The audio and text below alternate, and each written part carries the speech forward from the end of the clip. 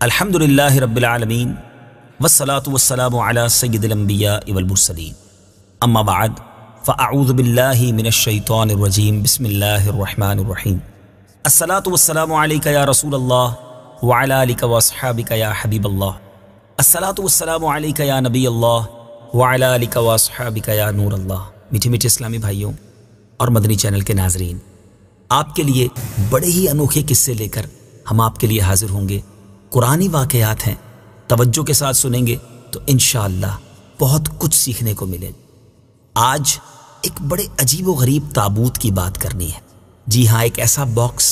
ایک ایسا تابوت جس کا ذکر قرآن میں موجود ہے اور اسے تابوت سکینہ کہتے ہیں۔ اس تابوت میں کیا ایسا تھا، آئیے سنیے۔ آپ سے گزارش ہے کہ جب بھی یہ ویڈیو کلپ آپ دیکھ پائیں تو اپنے دوست احباب کو، بلکہ ہو سکے تو اپنے گھر والوں کو جمع کر کے قرآن کے اس واقعے کو سنیے گا، تاکہ قرآن کے نور سے ہم سب کے دلوں کو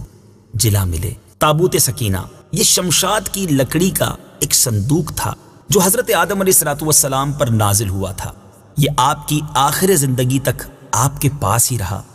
پھر بطور میراث یکے بعد دیگرے آپ کی اولاد کو ملتا رہا، یہاں تک کہ یہ حضرت یعقوب علیہ السلام کو ملا، اور آپ کے بعد آپ کی اولاد بنی اسرائیل کے قبضے میں رہا، اور حضرت موسیٰ علیہ السلام کو مل گیا تو آپ اس میں تورات شریف اور اپنا خاص سامان رکھنے لگے۔ یہ بڑا ہی مقدس اور بابرکت صندوق تھا۔ بنی اسرائیل جب کفار کے لشکروں کی کثرت اور شوکت دیکھ کر سہم جاتے تھے، ڈر جاتے تھے، اور ان کے سینوں میں دل دھڑکنے لگتے، تو وہ اس صندوق کو، اس باکس کو اپنے آگے رکھ لیتے، تو اس صندوق سے ایسی رحمتوں اور برکتوں کا ظہور ہوتا تھا کہ دلوں میں سکون و اطمینان کا سامان پیدا ہو جاتا تھا۔ لرزتے ہوئے دل پتھر کی چٹانوں سے زیادہ مضبوط ہو جاتے تھے، اور جس قدر صندوق آگے بڑھتا تھا، آسمان سے نصر من اللہ و فتح قریب کی بشارت عظمی نازل ہوا کرتی اور فتح مبین حاصل ہو جایا کرتی تھی۔ جی ہاں، بنی اسرائیل میں جب کوئی اختلاف پیدا ہوتا تھا تو لوگ اسی صندوق سے فیصلہ کراتے تھے۔ صندوق سے فیصلے کی آواز اور فتح کی بشارت سنی جاتی تھی۔ بنی اسرائیل اس صندوق کو اپنے آگے رکھ کر اور اس کو وسیلہ بنا کر دعائیں مانگتے تھے، تو ان کی دعائیں قبول ہوتی تھیں، اور بلاؤں کی مصیبتیں اور وباؤں کی آفتیں ٹل جایا کرتی تھیں۔ الغرض یہ صندوق بنی اسرائیل کے لیے تابوت سکینہ یعنی برکت و رحمت کا خزینہ اور نصرت خداوندی کے نزول کا نہایت مقدس اور بہترین ذریعہ تھا۔ مگر جب بنی اسرائیل طرح طرح کے گناہوں میں ملوث ہو گئے اور ان لوگوں میں عصیاں کی یعنی گناہوں کی سرکشی کا دورہ ہو گیا، تو ان کی بدعمالیوں کی نحوست کی وجہ سے اللہ عز و جل کی طرف سے یہ غضب نازل ہوا کہ قوم عمالقہ کے کفار نے ایک لشکر جرار کے ساتھ ان لوگوں پر حملہ کر دیا۔ ان غیر مسلموں نے بنی اسرائیل کا قتل عام کر کے ان کی بستیوں کو تاخت و تاراج کر ڈالا، عمارتوں کو توڑ پھوڑ کر تہس نہس کر ڈالا، اور اس متبرک صندوق کو بھی اٹھا کر لے گئے۔ اس مقدس تبرک کو نجاستوں کے کوڑے خانے میں پھینک دیا۔ لیکن اس بے ادبی کا قوم عمالقہ پر یہ وبال پڑا کہ یہ لوگ طرح طرح کی بلاؤں اور بیماریوں کے ہجوم میں جھنجھوڑ دیے گئے۔ چنانچہ قوم عمالقہ کے 5 شہر بالکل برباد اور ویران ہو گئے، یہاں تک کہ ان بے ایمانوں کو یہ یقین ہو گیا کہ یہ صندوق رحمت کی بے ادبی کا عذاب ہم پر پڑ گیا ہے، تو ان کافروں کی آنکھیں کھل گئیں۔ چنانچہ ان لوگوں نے اس مقدس صندوق کو ایک بیل گاڑی پر لاد کر بنی اسرائیل کی بستیوں کی طرف روانہ کر دیا۔ پھر اللہ تعالیٰ نے 4 فرشتوں کو مقرر فرما دیا جو اس مبارک صندوق کو بنی اسرائیل کے نبی حضرت شمویل علیہ السلام کی خدمت میں لائے۔ اس طرح پھر بنی اسرائیل کی کھوئی ہوئی نعمت دوبارہ ان کو مل گئی، اور یہ صندوق ٹھیک اس وقت حضرت شمویل کے پاس پہنچا جبکہ حضرت شمویل علیہ السلام نے طالوت کو بادشاہ بنایا تھا، اور بنی اسرائیل طالوت کی بادشاہی تسلیم کرنے پر تیار نہیں تھے، اور یہی شرط ٹھہری تھی کہ مقدس صندوق آ جائے تو ہم طالوت کی بادشاہی تسلیم کر لیں گے۔ چنانچہ صندوق آ گیا اور بنی اسرائیل طالوت کی بادشاہی پر رضامند ہو گئے۔ اب آپ غور کر رہے ہوں گے کہ اس تابوت سکینہ میں تھا کیا؟ اتنا مبارک، اتنی فضیلتیں بیان ہو رہی ہیں اور قرآنی واقعہ ہے۔ اب آئیے سنیے تابوت سکینہ میں کیا تھا۔ اس مقدس صندوق میں حضرت موسیٰ علیہ السلام کا عصا اور ان کی مقدس جوتیاں، اور حضرت ہارون علیہ السلام کا عمامہ، حضرت سلیمان علیہ السلام کی انگوٹھی، تورات کی تختیوں کے چند ٹکڑے، کچھ منو سلوا، اس کے علاوہ حضرت انبیاء کرام علیہ السلام کی صورتوں کے حلیے وغیرہ، یہ سب سامان اس میں تھے۔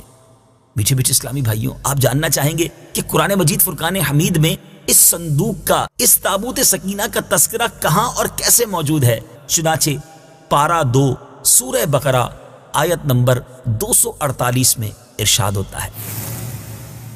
ترجمہ: اور ان سے ان کے نبی نے فرمایا، اس کی بادشاہی کی نشانی یہ ہے کہ تمہارے پاس وہ تابوت آ جائے گا جس میں تمہارے رب کی طرف سے دلوں کا چین ہے، اور معزز موسیٰ اور معزز ہارون کی چھوڑی ہوئی چیزوں کا بقیہ ہے۔ فرشتے اسے اٹھائے ہوئے ہوں گے، بے شک اس میں تمہارے لیے بڑی نشانی ہے اگر تم ایمان والے ہو۔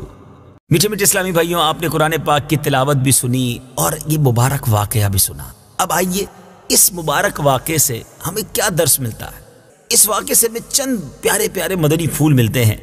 معلوم ہوا کہ بزرگوں کے تبرکات کی خداوند قدوس کے دربار میں بڑی عزت و عظمت ہے، اور ان کے ذریعے مخلوق خدا کو بڑے بڑے فیوز و برکات حاصل ہوتے ہیں۔ ذرا غور تو کیجئے نا کہ یہ صندوق جس میں حضرت موسیٰ علیہ السلام کی مبارک جوتیاں ہیں، آپ کا عصا اور حضرت ہارون علیہ السلام کا عمامہ ہے، تو اللہ تبارک و تعالیٰ کی بارگاہ میں یہ صندوق اس قدر مقبول، مکرم اور معظم ہو گیا کہ فرشتوں نے اس کو اپنے نورانی کندھوں پر اٹھا کر حضرت شمویل علیہ السلام کے دربار نبوت میں پہنچایا، اور خداوند قدوس نے قرآن مجید میں اس بات کی شہادت دی، فیہ سکینۃ من ربکم، یعنی مومنوں کے قلوب کا اطمینان اور ان کی روحوں کی تسکین کا سامان تھا۔ مطلب یہ کہ اس پر رحمت الہی کے انوار و برکات کا نزول اور اس پر رحمتوں کی بارش ہوا کرتی تھی۔ تو معلوم ہوا کہ بزرگوں کے تبرکات جہاں اور جس جگہ بھی ہوں گے، ضرور ان پر رحمت خداوندی کا نزول ہوگا، اور اس پر نازل ہونے والی رحمتوں اور برکتوں سے مومنین کو سکون قلب اور اطمینان روح کے فیوز و برکات ملتے ہیں۔ دوسری بڑی پیاری بات جو اس مبارک واقعے سے سیکھنے کو ملتی ہے کہ جس صندوق میں اللہ والوں کے لباس، عصا اور مبارک جوتیاں ہوں، جب اس صندوق پر اطمینان کا سکینہ اور انوار و برکات کا خزینہ خدا کی طرف سے اترنا قرآن سے ثابت ہے،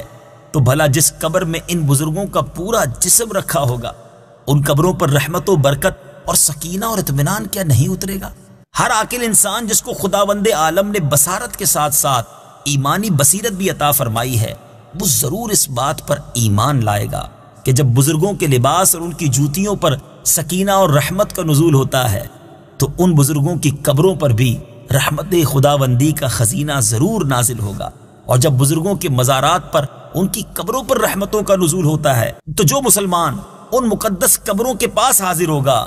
تو ضرور اس پر بھی بارش انوار رحمت کے چند قطرات برس ہی جائیں گے، کیونکہ جو موسلا دھار بارش میں کھڑا ہوگا ضرور اس کا کپڑا اور بدن بھیگے گا، جو دریا میں غوطہ لگائے گا ضرور اس کا پانی اس کے بدن کو تر کرے گا، جو عطر کی دکان پر بیٹھے گا تو ضرور اس کی خوشبو نصیب ہوگی۔ تو ثابت ہو گیا کہ جو مسلمان بزرگوں کی قبروں پر اچھی نیتوں کے ساتھ حاضری دیں گے، ضرور وہ فیوز و برکات کی دولتوں سے مالا مال ہوں گے، اور ضرور ان پر خدا کی رحمتوں کا نزول ہوگا، جس سے ان کے مصائب و آلام دور ہوں گے، اور دین و دنیا کے فوائد اور منافع حاصل ہوں گے۔ اور تیسرا مدنی پھول جو اس واقعے سے سیکھنے کو ملتا ہے کہ جو لوگ بزرگوں کے تبرکات یا ان کی قبروں کی بے ادبی کریں گے، وہ ضرور قہر قہار اور غضب جبار میں گرفتار ہوں گے، کیونکہ قوم عمالقہ نے اس صندوق کی بے ادبی کی تھی، ان پر ایسا قہر الہی ٹوٹا کہ وہ بلاؤں کے ہجوم سے بلبلا اٹھے، اور کافر ہوتے ہوئے انہوں نے اس بات کو مان لیا کہ ہم پر بلاؤں اور وباؤں کا حملہ اسی صندوق کی بے ادبی کی وجہ سے ہوا ہے۔ چنانچہ اسی لیے انہوں نے اس صندوق کو بیل گاڑی پر لاد کر بنی اسرائیل کی بستی کی طرف واپس بھیج دیا، تاکہ وہ غضب الہی کی بلاؤں کے پنجائے قہر سے نجات حاصل کر سکے۔ چوتھی بات، جب اس صندوق کی برکت سے بنی اسرائیل کو فتح مبین ملتی تھی، تو ضرور بزرگوں کی قبروں سے بھی مومنین کی مشکلات دفع ہوں گی اور مرادیں پوری ہوں گی، کیونکہ ظاہر ہے کہ کہ بزرگوں کے لباس سے کہیں زیادہ اثر رحمت بزرگوں کے بدن میں ہوگا۔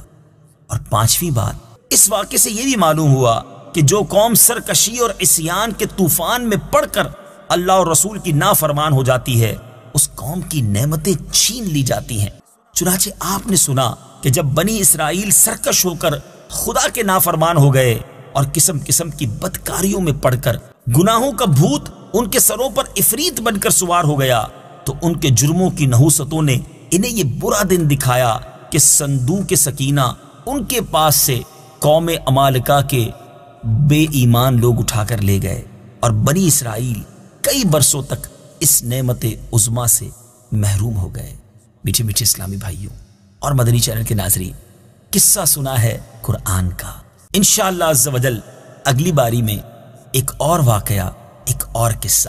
قرآن کا لے کر حاضر ہوں گے انشاءاللہ۔ اس کے تحت بھی ہم مدنی پھول سیکھیں گے۔ صلو علی الحبیب صلی اللہ تعالی علی محمد صلی اللہ علیہ وسلم۔ قرآن ہے میرا رہنما، قرآن شفا ہے، نور ہے قرآن، جلا دل کی